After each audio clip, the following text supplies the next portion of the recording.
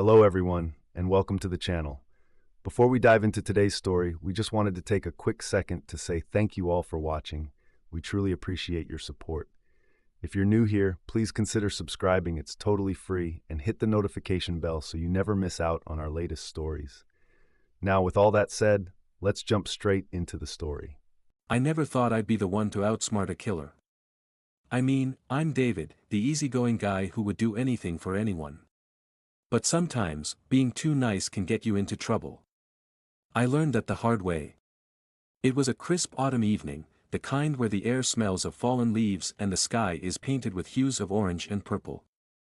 I was driving home from a friend's wedding, feeling a mix of joy and a slight buzz from the celebratory drinks. The road was empty, and the only sound was the soft hum of my car's engine. I was about an hour away from home, and the thought of a warm bed and a good book was incredibly inviting. As I drove, I noticed a figure standing by the side of the road, a hitchhiker with a worn-out backpack and a weathered face. I usually didn't pick up hitchhikers, but something about him seemed different. Maybe it was the way he looked so desperate, or maybe it was just the alcohol talking. I slowed down and came to a stop beside him, and rolled down my window. "Need a ride?" I asked, trying to sound friendly. The man nodded, his eyes lighting up with gratitude. "Yeah, man, thanks for stopping, I'd really appreciate it. I've been walking for hours, and so many other drivers just drove straight past me." I was beginning to this nobody would stop, and he climbed into the passenger seat. He was tall and lean, with a scruffy beard and dark, piercing eyes. He introduced himself as Jack, and we started chatting.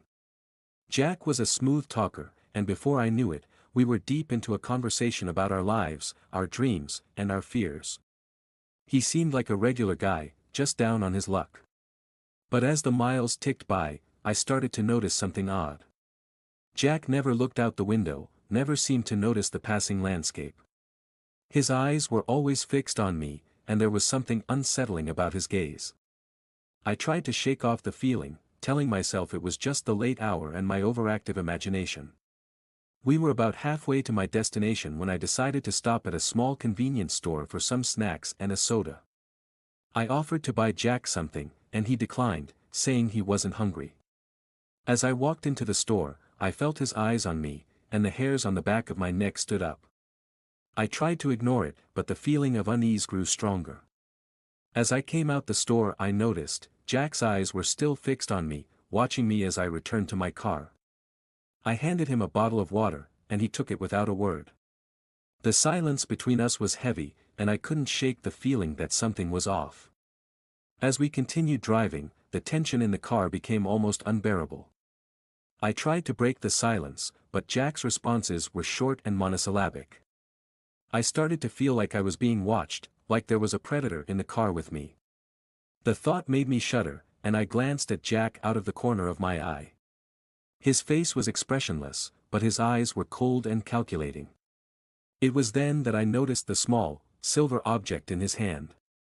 It was a knife, and he was playing with it, running his thumb along the blade. My heart skipped a beat, and I felt a cold sweat break out on my forehead. I tried to stay calm, but my mind was racing. What had I gotten myself into? I knew I had to act fast. I couldn't let him get the upper hand. I took a deep breath and tried to think of a way out. I could feel the fear building inside me, but I pushed it down, focusing on the task at hand. I had to stay in control. "Hey, Jack, do you mind if I turn up the music?" I asked, trying to sound casual. He shrugged, and I reached for the radio, turning the volume up just enough to mask the sound of my voice. I knew I had to get him out of the car, but how? I could not just try and jump out, we were traveling too fast. I glanced at the road ahead, looking for an opportunity. We were approaching a sharp curve, and I knew it would be the perfect moment to make my move. I waited until we were just before the curve, then I slammed on the brakes. The car skidded to a stop, and Jack was thrown forward, his knife clattering to the floor. Without thinking, I lunged at him, grabbing his arm and twisting it behind his back. He struggled, but I had the element of surprise on my side. I pushed him out of the car and onto the ground, but I fell out the car also in the struggle. I grabbed the knife from the floor and held it out in front of me, trying to keep him at bay. "Fucking stay back!"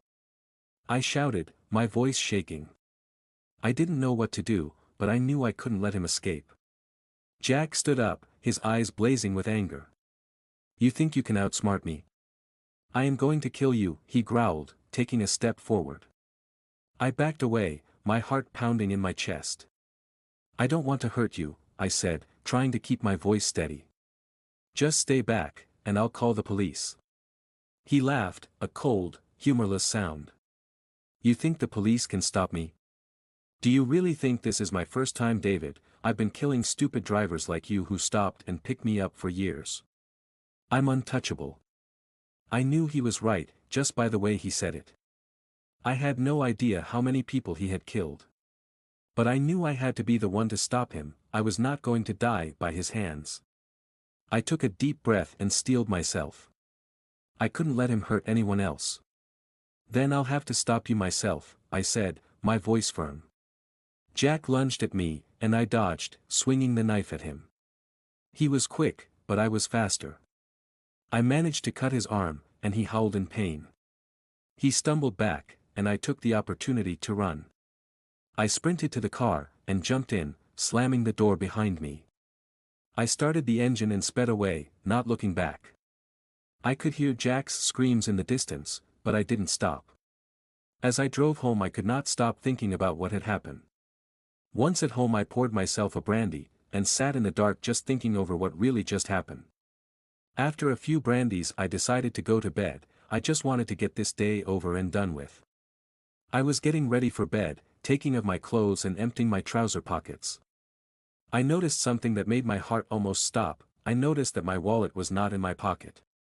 I know it must have fell out when me and Jack fell out the car.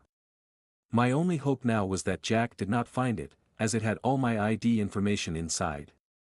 I knew I would have to go back soon to see if my wallet was there. The only question I had was, should I go back now?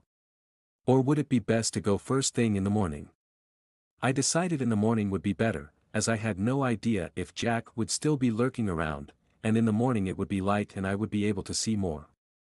At first light I set off back to the scene. I looked everywhere, my wallet was not there. As I drove home I could not stop thinking that Jack had it. And if he did, he would know my personal details. A few weeks went past and I was getting back to a normal life, not thinking about Jack almost every second of the day. But I let my guard down, far too quickly. Strange things started happening around my home. At first, the strange occurrences seemed minor, things that could easily be dismissed as coincidences or paranoia. A curtain left slightly opened when I was sure I had closed it. The faint scent of cigarette smoke in my living room, even though no one had been smoking inside. A single footprint on the carpet near the door, though I lived alone and hadn't noticed anyone entering. I told myself it was stress playing tricks on me. After all, surviving an encounter with a killer like Jack would leave anyone jumpy. But then came the note. It was slipped under my front door one morning, a plain white envelope with no stamp or address, just my name scrawled across the front in jagged handwriting. My hands trembled as I opened it. Inside was a single sheet of paper with 2 words written in bold black ink, "You're next." The air froze in my lungs. It wasn't signed, but there was no doubt who it was from. Jack had found my wallet. He knew where I lived. For days, I barely slept. Every creak of the house sent adrenaline coursing through my veins. I installed extra locks on the doors and windows, set up motion sensor lights around the property, and kept a baseball bat by my bedside. Still, the feeling of being watched never left me. One night, I woke to the sound of footsteps outside my bedroom window. Heart pounding, I grabbed the bat and crept toward the noise. The curtains were drawn, but I could see a shadow moving past them, slow and deliberate.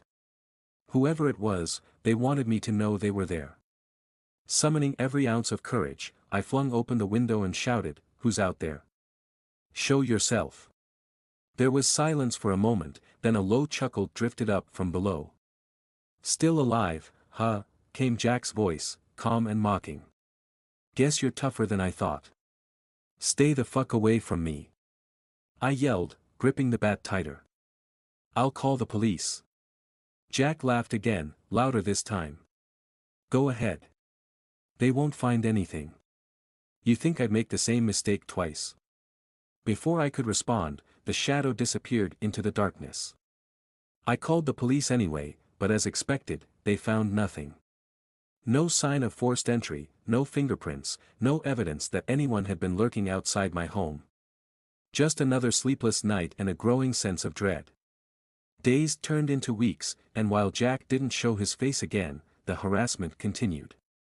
Small, unsettling things, a dead bird left on my doorstep, a slashed tire on my car, a voicemail filled with static and distorted breathing. Each incident chipped away at my sanity, leaving me constantly on edge. Then, one evening, I received a package in the mail. It was addressed to me, but there was no return address. With shaking hands, I opened it to find a USB drive inside.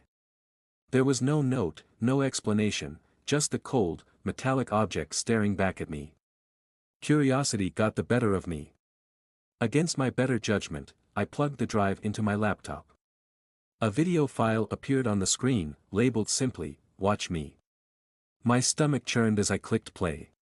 The footage showed grainy surveillance camera angles of various locations around town, the grocery store, the gas station, the park.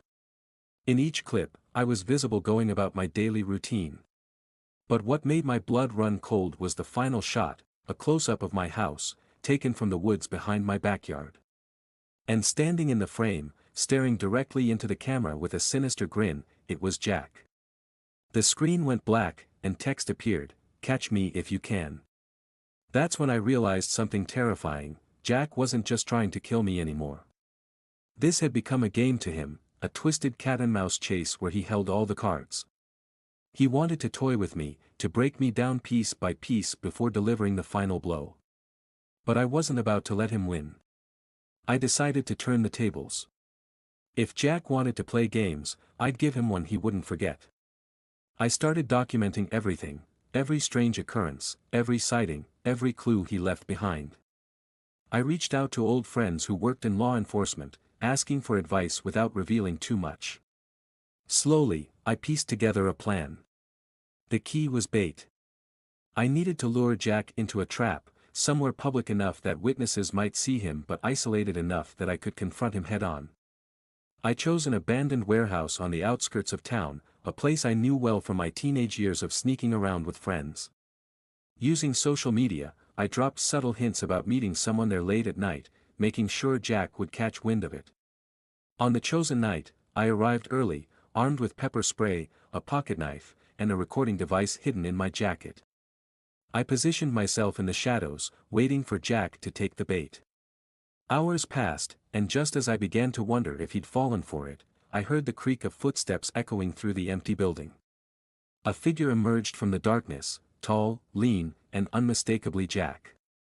His eyes gleamed with anticipation as he scanned the room. "David," he called out, his voice dripping with mockery. Come out, wherever you are." I stepped forward, my heart hammering in my chest. "Here I am, Jack. Let's finish this." He smirked, pulling a knife from his belt. "Gladly." What happened next was a blur of chaos and adrenaline. We fought fiercely, neither of us willing to back down. But just as Jack lunged at me with the knife, a deafening siren split the air. Red and blue lights flooded the warehouse as police cars surrounded the building. Jack froze, his eyes wide with shock. "What? Why are the police here?" I smiled grimly. "You didn't really think I'd come alone, did you?"